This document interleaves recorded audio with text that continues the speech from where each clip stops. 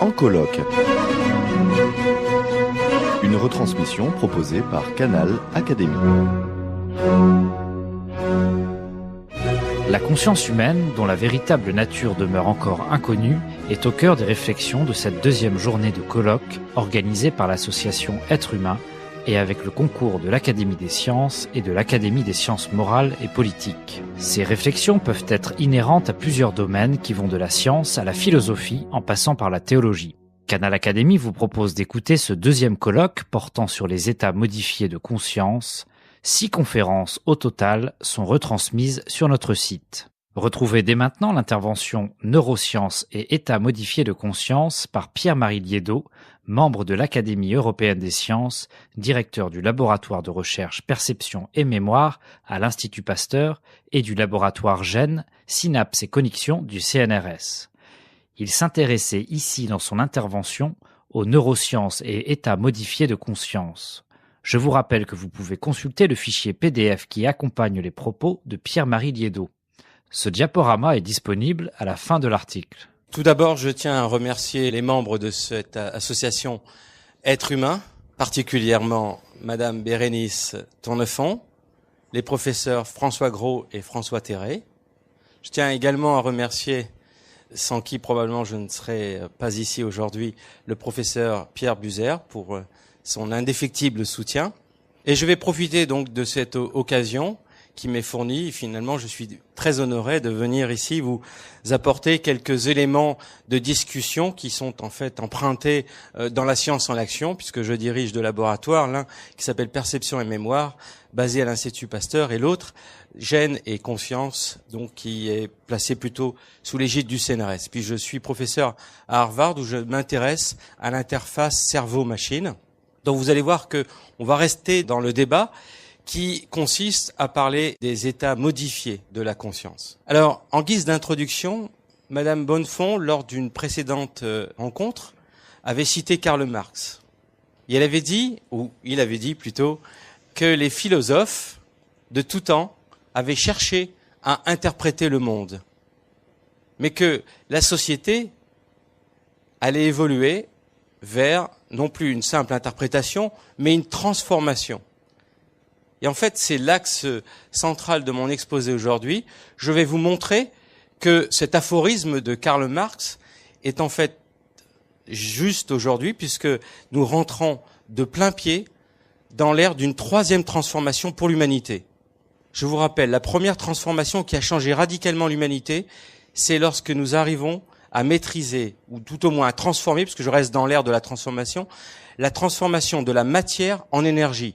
Le feu, la lampe à huile. Deuxième transformation énorme pour notre société, elle est beaucoup plus récente, c'est la transformation de cette énergie en travail, grâce à la machine. Troisième transformation, qui est le propre de mon intervention aujourd'hui, c'est la transformation de la pensée en action.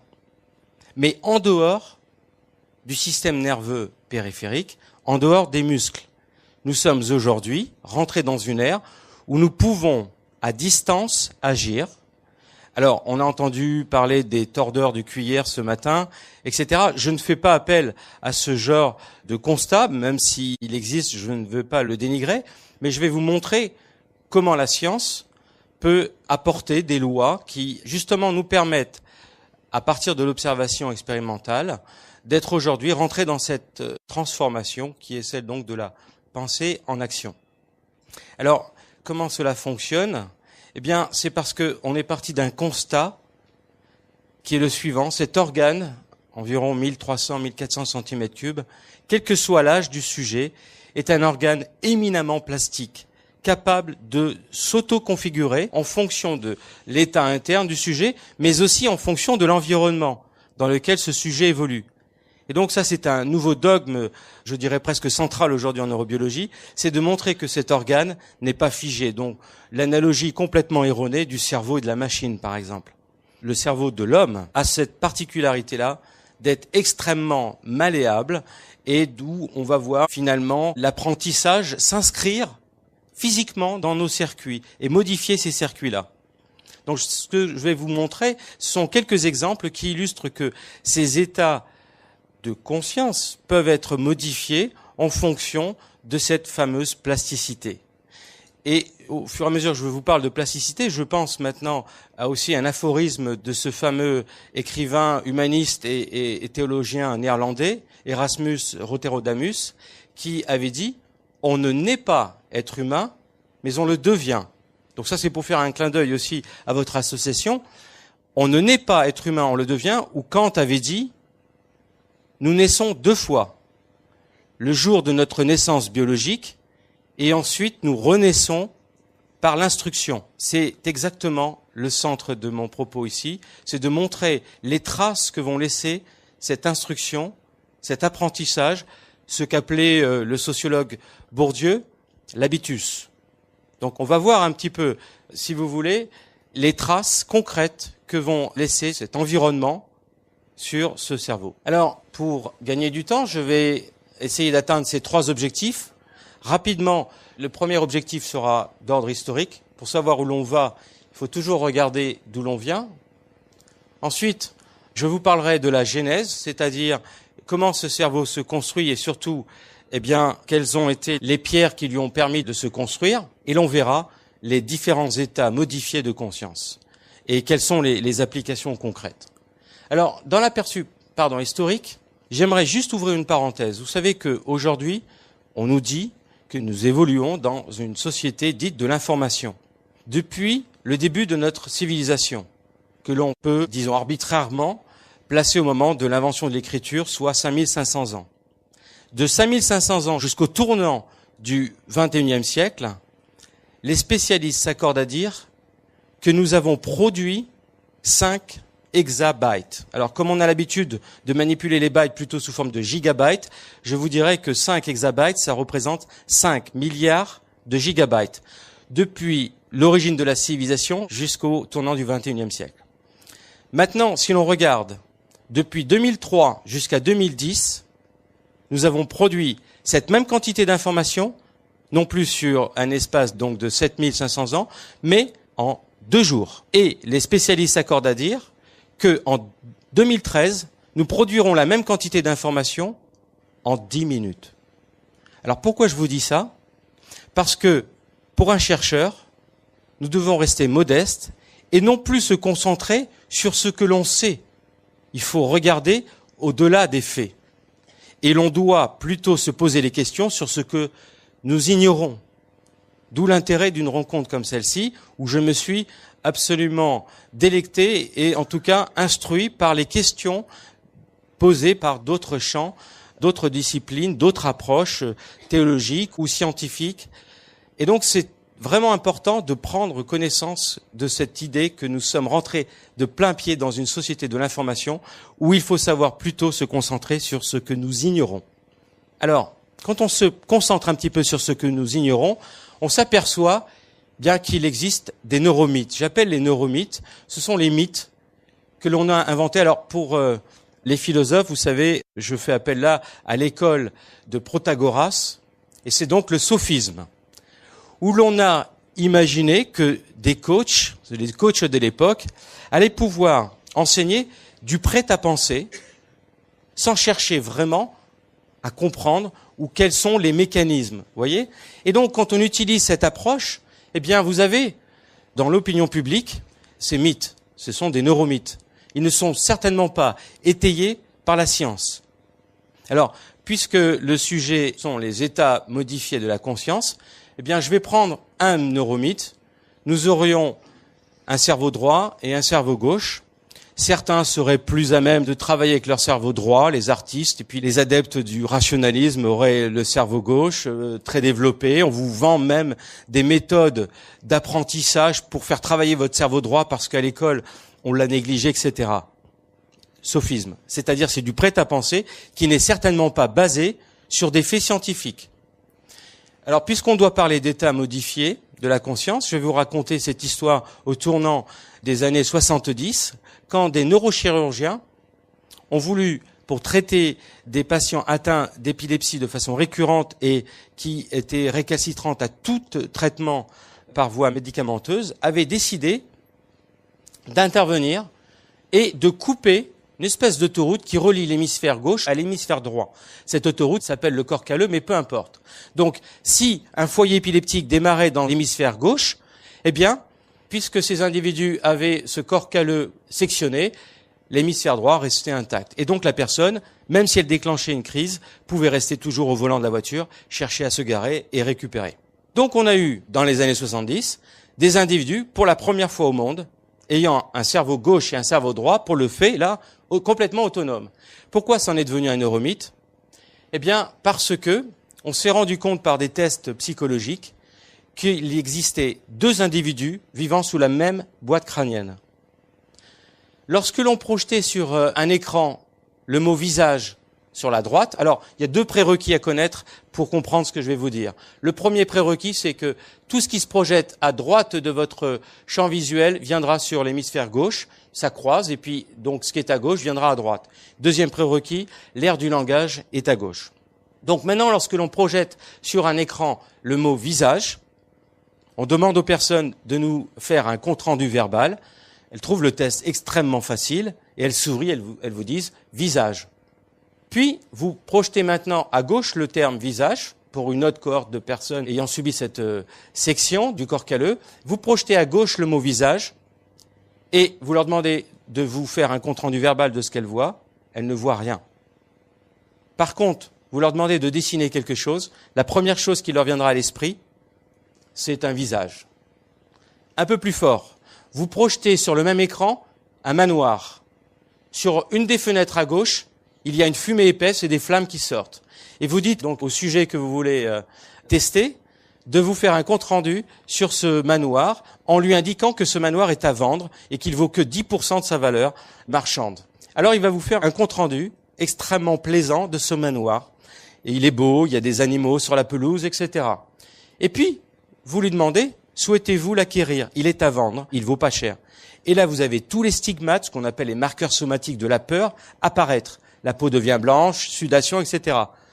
Parce que le cerveau droit qui voit les flammes ne peut pas parler, puisque l'aire du langage initial est à gauche, et donc il n'y a pas de compte-rendu verbal, mais pourtant l'individu est conscient de ces flammes, mais il ne peut pas relater de son état de conscience. Donc vous voyez ici deux individus qui vont lutter. Et ces individus, dans un supermarché, ils sont en face des paquets de lessive, par exemple, et ils vont rester une demi-heure. Parce que l'un va dire « je prends ça » et l'autre va dire « non, non, je prends pas ça ». Et ils resteront dans un conflit, puisque là, il y a les processus de prise de décision qui sont complètement perturbés, puisque deux individus vivent sous le même toit. Alors, maintenant, je vais vous parler un petit peu de l'émergence de cette conscience qui nous permet tous les jours de choisir la bonne lessive. Il faut savoir que cette histoire, c'est une double histoire. C'est l'histoire, d'une espèce, on l'a entendu tout à l'heure, l'histoire d'une espèce qui d'ailleurs, c'est intéressant, a été chassée de sa niche écologique par deux réchauffements climatiques. Donc vous voyez, il ne faut pas trop s'alarmer aujourd'hui quand on nous dit qu'il y a un réchauffement climatique. C'est parce qu'il y a eu des changements d'une forêt luxuriante où tout pouvait être pris à portée de main vers donc une forêt vierge qui s'est transformée en une savane aride. Et donc, l'Homo habilis a dû inventer la marche, il s'est trouvé bipède, et de cet Homo erectus, il a quitté, ensuite, c'est l'histoire de Yves Coppens, qui a quitté donc la corne de l'Afrique pour partir sur l'Asie. Et ce qui est assez intéressant, c'est pour ça que je vous interpelle là maintenant sur ce fait-là, c'est que cet Homo erectus est devenu un aventurier. D'où cette idée que le cerveau est en fait nourri en permanence de la nouveauté. Vous voyez, ce qui peut-être est le plus violent pour notre cerveau, c'est de s'inscrire dans la routine. Donc, on va avoir un Homo sapiens qui va être en fait un aventurier, et on va retrouver, si vous voulez, dans cette conquête-là, différentes strates. Je ne reviendrai pas sur ce qui vient d'être dit tout à l'heure sur l'évolution, justement, des différents circuits qui vont permettre une certaine forme d'émergence de la conscience. Et puis, vous avez une autre histoire qui n'est pas celle de l'espèce, mais qui est celle du sujet. Dès la conception, jusqu'à finalement, on pensait que ce cerveau allait se stabiliser aux environs de 20 ans. Il allait y avoir deux grands épisodes, celui à la naissance, où le nombre de contacts entre les neurones augmentait, et puis ensuite il y avait une élimination de ces circuits aberrants, Et puis un deuxième orage qui était en fait autour de la puberté, où l'on avait également des contacts excessifs qui allaient ensuite être éliminés. Bien, pourquoi je vous parle de tout ça? C'est parce que de cette construction hiérarchique des circuits, on va voir émerger différentes formes de conscience avec des niveaux donc de complexité croissants. Par de la molécule jusqu'au neurone, on va arriver au circuit. Donc quand on a un neurone tout seul, on ne peut pas, on a beau faire toutes les expériences que l'on veut, on ne peut pas voir émerger des formes plus ou moins simples de conscience. Par contre, dès l'instant où nous sommes sur des circuits, des dizaines de neurones travaillant ensemble, on va voir chez les invertébrés des formes de conscience qui vont être essentiellement liées à la vie sociale de ces animaux-là. Donc les invertébrés vont privilégier l'idée que chaque individu est un clone et que c'est l'ensemble qui doit agir. Par exemple, une ruche va faire que si la température extérieure diminue, les animaux vont s'agréger pour qu'au cœur de cet amas d'abeilles, la reine pourra garder une température de 37 degrés. Donc vous avez ici, finalement, l'émergence du cerveau dit social. Nous allons choisir une autre stratégie chez les vertébrés. Les vertébrés vont avoir donc au cours de l'évolution d'autres complexités qui vont faire qu'il va y avoir émergence d'autres consciences que j'aimerais maintenant pouvoir développer. En gros, 3 types de conscience que l'on trouve dans la littérature en neurosciences. Une conscience dite minimale, car elle repose sur un simple fait, c'est celui de la mémoire, dite mémoire de travail. Ensuite, nous avons une conscience de base qui, elle, repose en plus de cette mémoire de travail. Donc, vous voyez, nous allons rajouter toujours un niveau de complexité supérieur. En plus de cette mémoire de travail, nous allons ici trouver des organismes qui sont capables d'imiter et qui vont avoir une intention partagée. C'est par exemple le cas des nouveau-nés. Ensuite, nous allons avoir une conscience de soi. Cette conscience de soi va apparaître chez l'enfant de 2 ans, que l'on retrouve également chez les chimpanzés. Cette conscience du soi est importante parce que c'est l'émergence du concept du soi et du non-soi. Et enfin, nous avons le niveau 4 de conscience, le plus élevé, c'est celui de la conscience réflexive, c'est-à-dire que c'est une conscience qui va reposer sur ce qu'on appelle la théorie de l'esprit, c'est-à-dire que je sais que tu sais que je sais. Alors, je vais maintenant élaborer justement sur cette conscience réflexive, quels sont les degrés, les formes de plasticité, c'est-à-dire que puisque nos circuits cérébraux sont appelés à être reconfigurés en permanence par notre activité mentale ou physique, nous allons voir aussi cette notion de conscience réflexive évoluer dans le temps, même pour un même sujet. Ici, on fait cet exemple, on prête des boules à des adultes entre 25 et 65 ans. Et ils doivent partir à la maison avec ces boules et jongler tous les jours pendant 10 minutes. On les invite à revenir nous voir et on s'aperçoit que 3 mois de jonglage a fait que l'on voit des structures qui vont être modifiées, donc des changements d'épaisseur. Et ces 2 structures sont des structures engagées dans la vision et dans la motricité. Ce qui est assez intéressant, c'est que on demande aux personnes de poser les balles, de revenir nous voir de nouveau 3 mois plus tard, et on s'aperçoit que ces changements sont durables.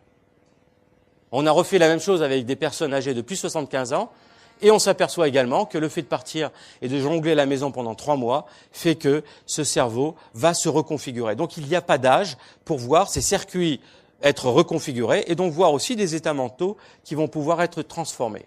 Pourriez-vous dire, mais alors, quelle est la durée la plus courte que l'on puisse imaginer pour changer nos circuits, voire donc nos états mentaux? C'est cette expérience. Nous avons fait une expérience durant 5 jours. Nous invitons des participants à porter un masque et à les plonger dans l'obscurité pendant 5 jours et 5 nuits. À l'issue de cette expérience, on leur demande de mettre leurs mains dans une boîte et de nous faire une description précise de l'objet qui est à l'intérieur de cette boîte. Si vous voulez, on va essayer de voir la représentation mentale, grâce à l'index, de cet objet qui est à l'intérieur. Et on va définir une notion de seuil. Et on va s'apercevoir que 5 jours auront suffi pour que le seuil de ces personnes plongées dans l'obscurité soit amélioré. Alors on peut se poser la question, est-ce que c'est le doigt qui a été changé par le fait que ces personnes soient plongées dans l'obscurité pendant 5 jours et 5 nuits ?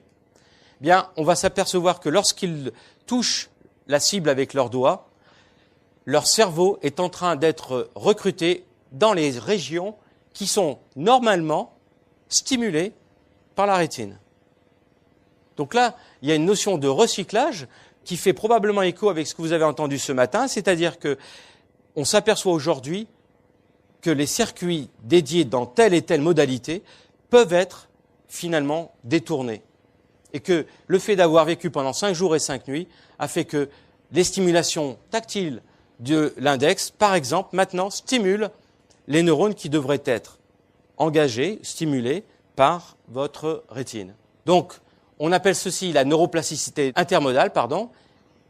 Ici, c'est la région qui normalement traite la vision. Eh bien, lorsqu'une personne aveugle lit en braille, on s'aperçoit qu'elle active cette région normalement engagée par la rétine. Lorsque une personne sourde voit devant elle une personne agiter ses mains, on s'aperçoit que cette région qui est en fait normalement dédiée à l'audition va être stimulée par le fait que l'on bouge nos mains devant cette personne. Ceci me conduit donc à vous parler de cette possibilité de transformer l'information qui normalement est gérée par différents circuits et transformer cette information, comme je vous l'ai dit depuis le début, pour que, selon vos souhaits, une machine puisse répondre à la commande. Alors, ceci est possible parce que des pionniers, tels que Pierre Buser, ont enregistré depuis les années 66, 70 et 80, ont enregistré l'activité électrique de différents circuits et ont décrit, si vous voulez, la pierre de Rosette, le code qui permet aux neurones de décharger des impulsions électriques et d'y voir derrière une intentionnalité. Ensuite, un peu plus tard, on a été capable d'améliorer les électrodes et surtout, en verre maintenant, à partir du singe, puisque dans ces premières époques, ce que faisaient ces pionniers, c'était d'enregistrer les neurones engagés dans une action. Par exemple, le singe voulant prendre sa banane, eh bien, on peut enregistrer l'activité électrique de ces neurones. Mais ensuite, ce qui est plus important, n'est pas uniquement d'enregistrer l'activité électrique, c'est de créer une boucle. C'est-à-dire que c'est ce qui a été cherché ici en vert. Le singe a émis le souhait de prendre un verre d'eau, et puis ce verre d'eau, vous le faites bouger au fur et à mesure qu'il cherche à prendre la cible, et vous allez pouvoir faire une boucle de façon à ce que l'animal réapprenne à penser et rechanger sa pensée pour atteindre la cible. Ça, c'est la fameuse boucle qui a été inventée là. Et depuis les années 2006, il y a maintenant une application directe en clinique humaine où des personnes atteintes d'accidents vasculaires cérébrales dans des régions clés qui permettent de traduire la pensée en action, ces régions étant détruites, eh bien, on peut maintenant faire en sorte que ces personnes peuvent utiliser leur pensée pour qu'à distance, ils puissent faire bouger un robot. Alors, ce que je vais vous montrer sur cette diapositive, c'est un robot qui est placé à côté de ce singe. Il est placé pour des raisons de câble à 1 mètre, mais il pourrait être placé à 10 000 kilomètres. Ce singe voit une récompense qui lui est tendue ici, c'est un chamallow, et sa main droite est immobilisée dans un tube. Ce que vous ne voyez pas, nous avons implanté des électrodes dans les circuits qui gèrent la motricité de cette main droite. Alors, il y a eu plusieurs années de travail. Comme l'animal s'est rendu compte qu'il ne pouvait plus bouger la main droite, eh bien, il a appris à repenser différemment pour qu'il prenne contrôle du bras roboïde qui est placé à côté de lui. Et vous allez voir la séquence où, par sa pensée, il va faire que ce bras peut se mouvoir et atteindre la cible, puis lui apporter la récompense. Et alors, en plus, on a bougé la cible pour montrer qu'il était capable de reconfigurer sa pensée. Je le montre une deuxième fois. Voilà, alors pourquoi je vous montre ces expériences? Parce que quand on a parlé tout à l'heure du niveau 4 de la conscience réflexive, en fait là, vous voyez bien qu'il y a une dimension qui va être supplémentaire, c'est la dimension du soi, même si l'objet du soi maintenant est placé à distance. Vous voyez, c'est ce qu'on appelle cette conscience subjective du soi et qui devient extracorporelle. Donc on est en train de modifier là des états de conscience. Alors vous allez me dire, quel est le statut de l'être humain, puisque là je vous montre des expériences sur le singe. Eh bien, pour le cas humain, voilà maintenant cet électricien qui malheureusement, après une fausse manip, s'est électrocuté les 2 bras. Eh bien, on a pu lui implanter 2 bras roboïdes, et ces bras peuvent se mouvoir parce que les nerfs pectoraux ont été connecté à cette machine. Et donc, par sa pensée, alors que ces nerfs devaient contrôler des muscles et ces muscles devant bouger les bras, eh bien, ces nerfs vont contrôler maintenant une machine. Et donc, ces bras complètement artificiels ont été incorporés au niveau du cerveau, du cortex de cette personne. Dernier exemple, qui est le plus récent, vous allez voir une tétraplégique, et cette tétraplégique va chercher par la pensée, alors elle est là, et vous voyez, par la pensée, elle peut faire que ce bras peut se mouvoir, peut se déplacer, elle va saisir la bouteille, vous voyez là, les électrodes sont implantées dans son cortex moteur, elle ne peut pas bouger les mains, suite à un accident au niveau du tronc cérébral, elle ne peut plus bouger son corps, mais par la pensée, voilà. Elle prend la bouteille, une paille ici. Vous pouvez voir en même temps les mimiques, la difficulté pour penser. Et vous voyez là, par exemple, la pensée n'était pas bonne puisque le bras s'est éloigné. Mais là, elle va reconfigurer sa pensée. Il lui reste à faire une rotation de 90 degrés maintenant. Et elle va réussir. Alors bon, là, le problème pour elle maintenant, c'est que la pensée était concentrée sur le bras, donc elle n'arrive pas à aspirer. Mais vous allez voir, après 2 ou 1 minute probablement, alors vous voyez la boisson chocolatée au milieu de la paille, et vous allez voir, dès l'instant où elle va réussir et avoir la boisson, vous allez voir la joie de cette personne qui vient de réussir la tâche. Alors, je l'ai mis dans le cas des états modifiés de la conscience. Alors évidemment, il faut qu'elle repense maintenant à déposer la bouteille.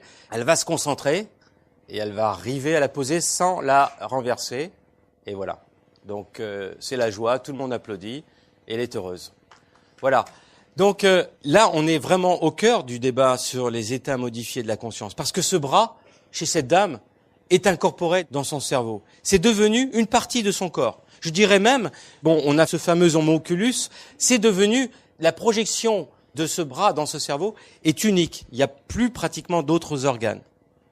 Alors évidemment, certains s'étonnent, puisque, et je ne fais pas partie de ces gens-là, mais certains nous disent que là, nous sommes rentrés dans ce que l'on appelle l'ère du transhumanisme.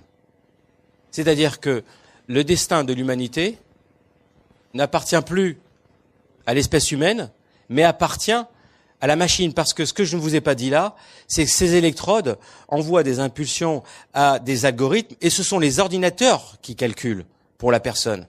Et la personne, ce que je ne vous ai pas dit également, elle a travaillé pendant 5 ans et demi pour arriver à ça.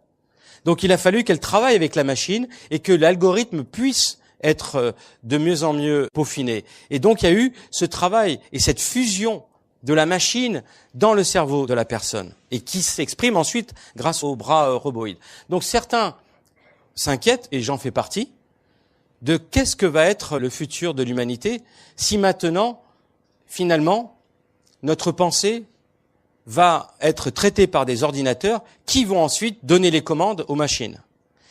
On peut s'alarmer puisque là, vous vous rappelez, Garry Kasparov, battu par ce fameux ordinateur de chez IBM, Deep Blue, Garry Kasparov, un des champions des échecs, avait perdu.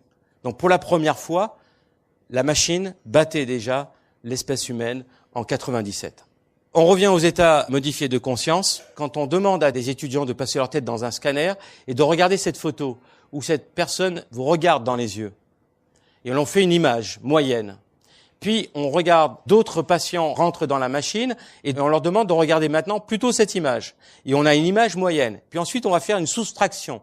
Ce que l'on voit apparaître par différence, eh bien, c'est qu'il existe une région que l'on appelle le striatum ventral, mais peu importe la région. Eh bien, cette région s'active automatiquement à l'insu de la personne quand on vous regarde dans les yeux. Donc, il existe sur le plan des états de conscience des phénomènes où il existe ces réponses automatiques. Et donc, c'est un peu, finalement, la trace ici d'une espèce d'inconscient subjectif, où le fait que l'on vous regarde dans les yeux fasse que des circuits sont activés à votre insu. Alors, ça nous conduit évidemment à cette notion de percept et de concept que l'on a bien entendu tout à l'heure, c'est-à-dire que notre cerveau est bombardé d'informations et il ne peut pas donner du sens à toute cette information. Donc, la plupart du temps, ce sont des informations qui vont donner lieu juste à des percepts, mais aucun concept. L'idée ici de dire, par exemple, voyez-vous une croix blanche ou une croix noire? Ici, voyez-vous un segment A plus grand que le segment B? Si je le laisse pas très longtemps et je l'enlève, vous serez enclin à dire que le segment A de gauche est plus grand que celui de B, parce que ce sont les réponses automatiques de votre cerveau. Quand il est dans cet état de conscience, je suis allé un peu plus vite, mais bon, donc quand votre cerveau émet ces oscillations de l'ordre de 20 à 30 Hertz, eh bien, on sera enclin, dans ce cerveau automatique, à voir A beaucoup plus grand que B. Pourquoi? Simplement parce que c'est le fruit de la nature, où lorsqu'on est par exemple dans une maison, on voit ce genre d'angle, et lorsqu'on est à l'extérieur, on voit ce genre d'angle. Et pourtant, c'est le même segment que je vous ai montré tout à l'heure. Donc c'est la raison pour laquelle on a ces réponses automatiques qui sont des réponses pour que les projections au niveau de notre cortex soient toujours à peu près de même taille. Autre exemple, quand on est dans un cerveau, dans une activité consciente, réflexive, eh bien, ces deux cercles, vous les voyez les mêmes, parce que vous faites un effort mental de les rapprocher. J'ai fait un copier-coller avec mon ordinateur. Maintenant, si je change le contexte et que vous laissez l'activité mentale dite automatique, alors vous vous ferez avoir parce que vous penserez que le rond orange ici est plus petit que celui-ci. Vous voyez? Donc, c'est deux états de conscience automatique et réflexive. Alors, le mode automatique, quand est-ce qu'il existe?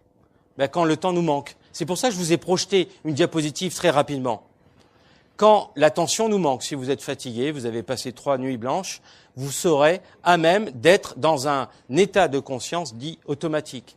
Lorsque nous sommes dans la routine, lorsque nous avons affaire au hasard, prenez une paire de dés, demandez à quelqu'un de la jeter en lui demandant « faites-moi la somme la plus élevée ». Vous verrez tout le monde faire ça.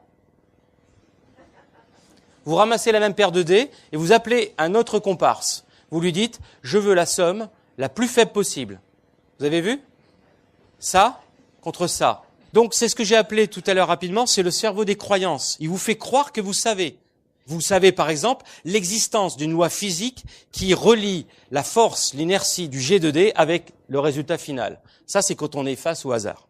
Quand le groupe est homogène, on a aussi tendance à penser dans cette conscience automatique. Vous voyez un petit peu. Alors, un exemple, et je vais terminer là. Nous avons montré, c'est la même diapositive, mais on a changé le contexte. Alors, on l'a appelé, pour certains, Maria d'Angelo. Pour d'autres, on l'a appelée Sarah Finkelstein. Donc, une Italienne, une Juive askénaze d'Europe centrale, et ici, Kay O'Malley, une Irlandaise.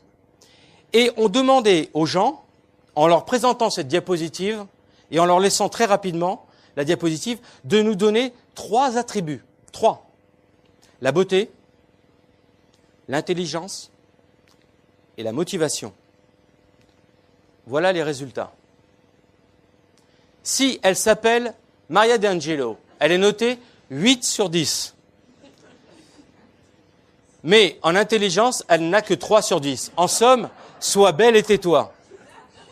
Et en ambition, ça va, c'est la moyenne.